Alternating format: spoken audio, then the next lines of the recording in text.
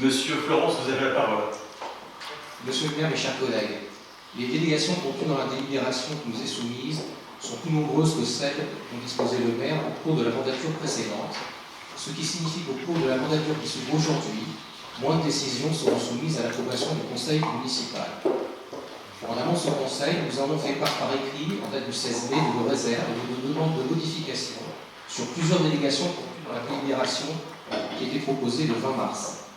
Vous avez tenu compte de certaines d'entre elles pour formuler cette délibération et nous vous en remercions. Toutefois, nous vous proposons des amendements motivés pour 3 délégations contenues dans cette délibération afin d'en débattre.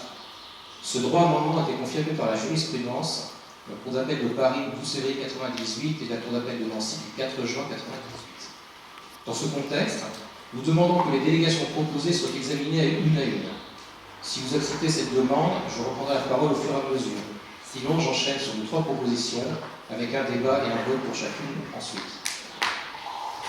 Je préférais qu'on vote les 27 d'un seul coup, s'il vous plaît. Je vais donc enchaîner. Alors, la première demande concerne la délégation numéro 3.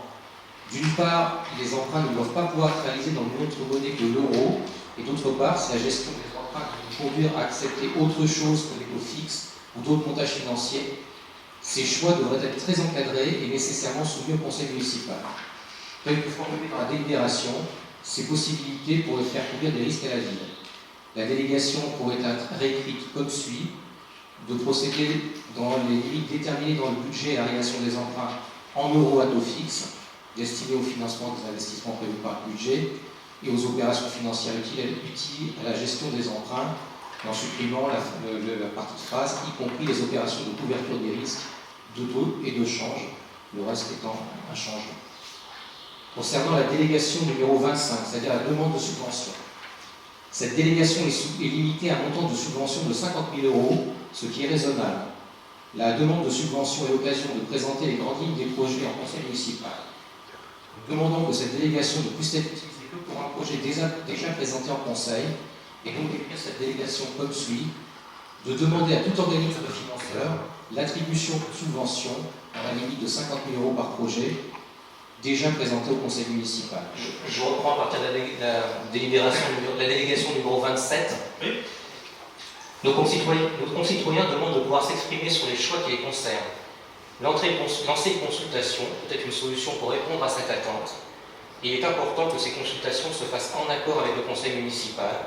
Les élus représentent la population et sont les garants du respect de l'intérêt général.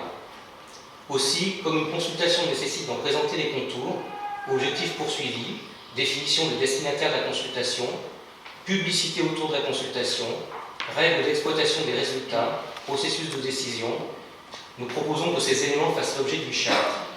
Et nous proposons de maintenir cette délégation en l'écrivant ainsi: d'ouvrir et d'organiser la participation du public par voie électronique, prévue au 1 de l'article L. 123-19 du Code de l'environnement, dans le respect de la charte établie par le conseil municipal. Enfin, les décisions prises par le maire sur fondement de cette délégation donnent lieu à un rapport à chaque conseil municipal. Nous demanderons à ce que ce rapport soit très explicite à l'avenir et puisse être commenté lors des commissions, voire lors du conseil suivant. Je vous remercie.